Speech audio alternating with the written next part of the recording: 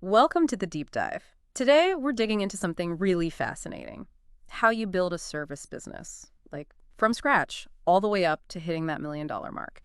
And our guide for this is really this amazing playbook based on the insights of Omar Kharbat, the founder of Boots and Ladders. I mean, this guy's story is pretty wild. 35 years doing this. Started as a carpet cleaner, Yeah, just imagine. completed over 15,000 jobs, hired and trained, over 500 people. He's seen it all: business exits, being broke, even lawsuits, the whole roller coaster. Definitely the full ride. But he has this core belief, right? You only need to be right once to succeed. So our mission today is pretty clear. We want to pull out the absolute best, most practical stuff from Omar's experience. And this is really for you listening. Maybe you're just thinking about a service idea, or you've got a side hustle you want to grow, or you're aiming big and want to scale. Exactly. And I think what's really cool about this deep dive is it's not just a random list of tips. It's more like a shortcut. Yeah. You get the whole picture, the entire life cycle of a service business. We're connecting the dots, so you don't just know what to do, but like why it actually matters. From lighting that very first customer all the way to building something that, scales up and runs smoothly. Okay, let's dive right in then. The absolute beginning. Someone's maybe just out of high school or changing careers. What's the foundational advice for just taking that first step? Well, Omar's starting point sounds simple, but it's deep. Find a real problem and try to solve it. But it's not always the big, obvious problem he found. It's often the thing people don't even articulate they need. So two things there. A, get hands-on experience. You just learn so much faster doing the work. Yeah. And B, connect the dots. See what people really need, what you're actually good at. It's about observation, really. Quiet observation. Right, observation. But, okay, there are so many service options out there. How do you pick a niche without just trying everything and, wasting a ton of time? That seems like a big hurdle. That's a great question. Yeah. How do you narrow it down? Omar's strategy is pretty practical. Hmm. Look at what people are already paying for. What's in demand right now? You don't necessarily need some brand new invention. He says just take an existing service and figure out how to do it, better or faster or just more reliably than the other guys. Often the innovation is in the how, not the what. Like think about services people complain about all the time. That's usually a good place to start looking. Okay, that makes sense. Do it better. So I'm really curious about Omar's very first step. How did he actually get that first bit of confidence, that first job? What was the move? Yeah, this is brilliant. He started super small, super accessible, right at home. He literally just rented a carpet cleaning machine. Clean his own apartment. They did his sister's place. And boom, that simple thing did two massive things for him. One, he got real before and after photos he could use for marketing, like actual proof. And maybe even more important, it gave him the confidence boost. He knew he could actually do the work before asking strangers to pay him. He proved it to himself first. Okay, so he's got the confidence, he's got the photos. How did he then start getting actual calls, getting the wheel turning? What were those early marketing pushes like? Well, his original way was pure hustle, like It- old school aggressive. He literally hit the streets, going into restaurants, motels, apartment buildings, handing out flyers, sticking up yard signs. He said he was just selling 24/7. Wow, nonstop. Yeah.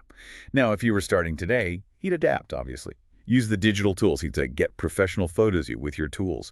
Research the right keywords for your service online. Write really clear offers. Then list everywhere. Google Places, Nextdoor, Facebook, Instagram, all those local platforms. Makes sense. But here's the kicker. He strongly advises skipping the whole social media blogging thing. Let other people talk about you. Your job is just to deliver amazing service on time. Outstanding results. He says, your work should market itself. And get this statistic. Yeah. Even with everything digital, he found word of mouth still drives 74% of service sales. 74%. Whoa. Google only gets you about 10%. That is genuinely surprising. You hear so much about needing a huge online presence, SEO, ads. Right. It really challenges that. Focus on the quality first. So, okay, even with hustle, there are going to be slow weeks, right? Yeah. Especially early on. What did Omar do during that downtime? He couldn't just sit around. No, definitely not. He was smart about it. He actually kept a day job while he was building the business on the side. Okay. Smart. So during the slow periods for his own business, he wasn't idle. He'd be out passing around his W-9 form, that's the tax form for contractors, and his general liability insurance certificate, especially to commercial clients. Yeah. They almost always need that stuff. It shows you're professional and covered if something goes wrong. Right. Builds trust. Exactly. And for today, he suggests using tools like AI, GPT or similar models. Use them to quickly research what customers expect, what your value proposition is like, what makes you the better choice. His advice is always be learning, mastering my product and sharpening my offers. Keep refining. Okay, let's talk about something critical and often tricky. Pricing. How should someone new to this figure out what to charge? I feel like you could easily get it wrong. Yeah, pricing is huge. He sees three common ways contractors do it. One is based on what it's worth to the customer, but that's really subjective, hard to pin down. Two is just charging enough to pay the bills. That keeps the lights on, maybe, but you're not really growing. Right, just surviving. Exactly. So Omar is a big believer in the third way, the cost-plus method. This is the one that actually scales because you account for everything. Think of it like baking a cake. You add up the cost of ingredients, that's your materials, then the time you spent, that's labor. Any cleanup, dump fees, stuff like that, plus your overhead insurance, tools, van payments, whatever. And then on top of all that, you add your profit margin. Okay, so it's systematic. Totally. It guarantees you make money on every job, hopefully. Yeah. And it's a formula you can actually teach an employee later. This way, you're building a real business, he says, not just a hustle. The danger with the other methods is you often end up undercharging. You're busy, but you're not actually making enough to sustain or grow. So thinking about his whole 35-year roller coaster, what did he see as the main reasons businesses like this actually fail? What are the big pitfalls we should be aware of?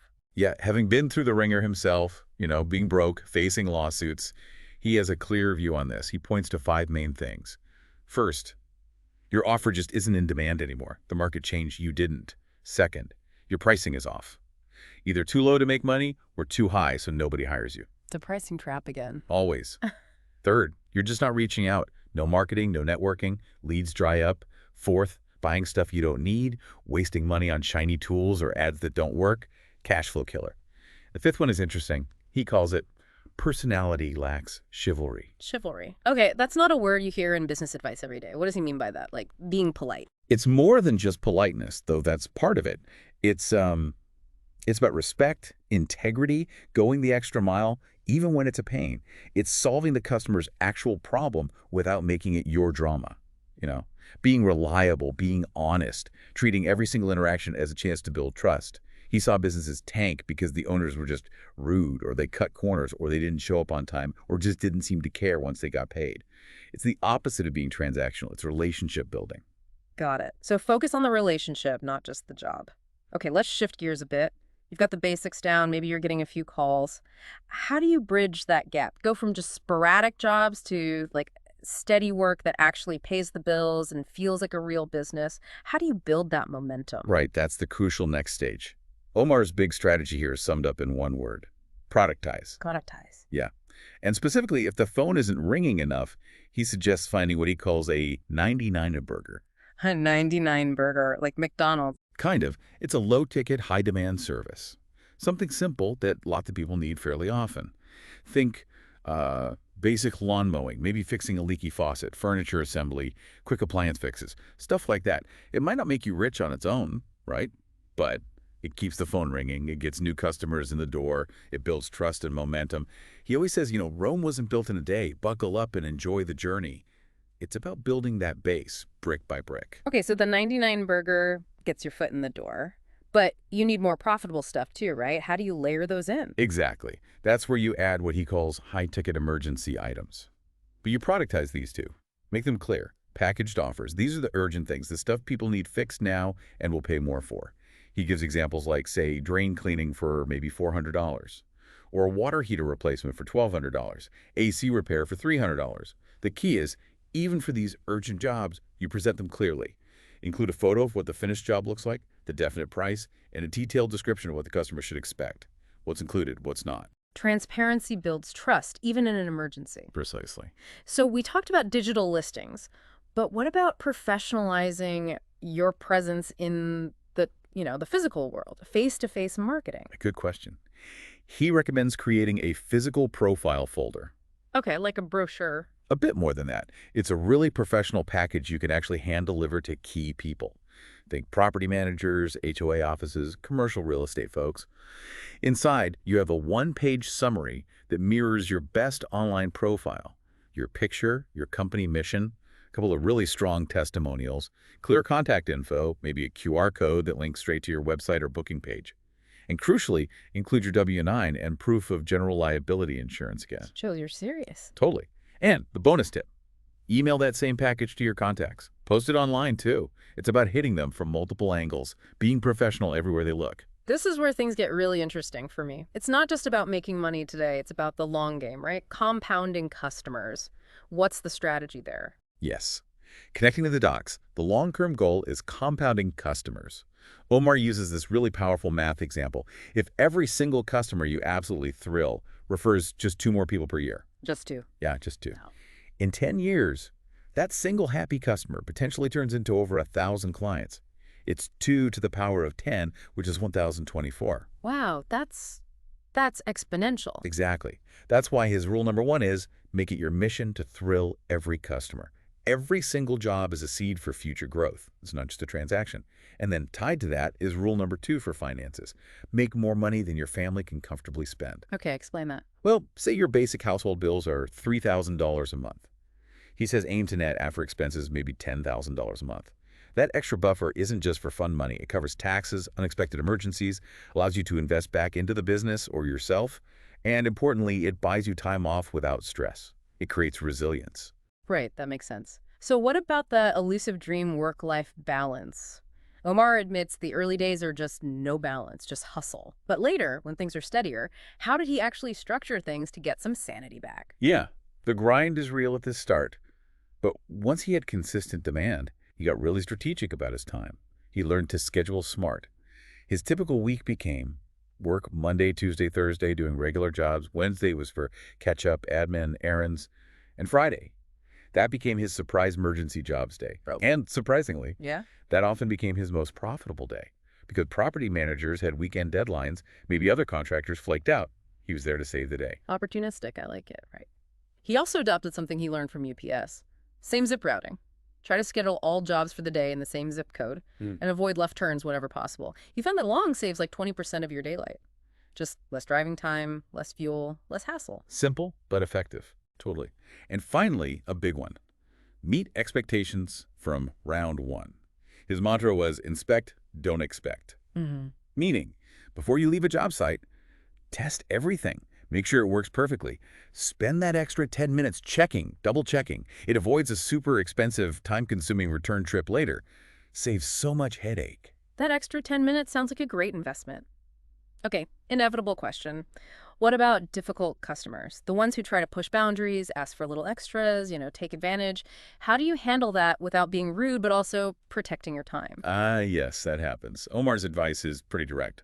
Don't make it your problem. Instead, he says, turn that into an offer. Turn it into an offer? How? So if a customer says, hey, while you're here, can you just take a quick look at this other thing? Or Yeah. could you help me move this heavy box? You respond politely but firmly with a script like, sure, I'd be happy to help with that. Our standard service call rate for additional tasks is $120, which covers XYZ. How would you like to pay for that? Okay. You frame it as a paid service. Exactly. It respects your time, sets clear boundaries, and hey, it often boosts your revenue. He actually connected it to that old sale saying, ABC always be closing. Not in a pushy way, but just making sure every interaction values your time and expertise. He apparently learned this the hard way after a client kept adding just one more thing until he realized he was giving away hours for free. That script became his tool. That's really practical advice. Okay, let's move to the big leap. Scaling, getting off the truck yourself, building a team, going from, say, 100K to that $1 million mark without the quality dropping off a cliff. How do you manage that transition from working in the business to working on it? This is the tough part, right? Getting off the tools. Omar says the key is to hire help, but don't just disappear. You initially take on what he calls the joker role. The joker role, like in cards. Yeah, exactly. Someone who can slot in wherever needed. Fill gaps, troubleshoot, support the team. He found customers usually don't mind if you aren't the one doing the work, as long as someone competent, someone under your guarantee, shows up and delivers the service just like you would. Which leads to the critical idea for scaling. Your team needs to be your clone. Your clone. Okay, that sounds good in theory, but how do you actually do that? How do you get your team to operate with the same standards, the same care, the same skill? It starts right at the hiring process, he insists. And those first couple of weeks are absolutely golden. People are all ears, soaking everything up. You have to capitalize on that. His method is to train while asking application questions. Make them think on their feet, apply the knowledge immediately. Use hands-on practice, simple visual aids like slides, have regular weekly meetings, and constantly run drills, technical skills, sales scenarios, customer service interactions. It has to be continuous reinforcement, not just a one-off orientation. Okay, so constant training, practice, reinforcement. But how do you get them to really care? To act like owners, not just people collecting a paycheck? Money talks, partly. Give them bonuses. Let them make money like you do. Create incentives tied to performance and company growth. And here's a really insightful bit. If an employee seems like they can't handle earning more money, maybe they get complacent, his advice is cut hours, not opportunity. Cut hours, not opportunity. Yeah. Keep the potential for high earnings there, but maybe reduce their scheduled hours slightly. This makes it clearly in their own best interest to grow the business, back up to fill those hours, and maximize their earnings again. It aligns their goals with the company's goals. They see directly how growing the pie benefits them, fosters that owner mindset. Interesting psychology there. What about the big decision? When do you actually scale up? Add more staff, buy more vans, more equipment? It feels risky. It is risky, and this is where Omar's advice is it's kind of counterintuitive. He says, only scale when you grow out of desperation. Out of desperation, not out of ambition. Right. Don't add staff or equipment because you hope you'll get more business to justify it. Scale only when you're absolutely swamped, turning down work, and you desperately need the extra capacity just to keep up. And, crucially, scale your marketing first. Fill the pipeline before adding load to your payroll or equipment costs. Make sure the demand is overflowing before you commit to higher fixed expenses. Okay, so demand first, then capacity. Once you are ready for that growth, how do you set things up so it's sustainable, not just more chaos? Systems. You absolutely have to systemize your operation. That means using a CRM, a customer relationship management tool, software to keep track of all your clients, jobs, communications, get it out of your head and into a system. So you're not the bottleneck. Exactly. Track everything leads, conversion rates, job times, customer feedback. Automate what you can. Scheduling reminders, payment processing, follow-up emails asking for reviews. The goal is to build a machine that can run largely without you being glued to the phone or micromanaging every detail. That's what frees you up to work on the business strategy. And this ties back to an earlier point, but is critical for scaling. Keep an eye on your pricing. Fix your prices and adjust often to keep up with inflation. Inflation creep. Yes. Don't let your margins shrink quietly. Costs go up: fuel, materials, insurance. Your prices need to reflect that regularly. So many businesses slowly become unprofitable because they're afraid to raise prices. It's a silent killer of growth. Wow, we've covered so much ground. Incredible insights. Any final sort of overarching piece of wisdom from Omar for someone on this journey? Yeah, his parting advice is really concise and powerful. Stay lean, offer value, stay profitable, and it will all compound to something really good. It really boils down to disciplined execution and never losing sight of those core fundamentals. What an amazing deep dive. Seriously, from Omar Kharbat starting out with a rented carpet cleaner, all the way to the strategies for building a $1 million service operation, that mix of, old school grit and really smart modern thinking is powerful. It really is. And if you connect all these dots, the core message seems so clear, doesn't it? Yeah. It's about consistent action, adapting smartly, really focusing on making customers happy, incredibly happy, and just committing to that idea of compounding value over time. It's not just about working hard, though that's essential. It's about working smart day in, day out. Absolutely. So for everyone listening, thinking about all this productizing, scaling, cloning yourself through your team, here's something to chew on. What's one single step you could identify right now to maybe take a skill you have or an interest and turn it into a more structured service offer? Or if you already have a business, what's one step to shift just a little bit more from working in it to working on it? And maybe add to that thought, how can you double down on truly delighting those customers? Because as Omar showed, that's the engine that drives the compounding effect, letting your business grow far beyond just your own two hands.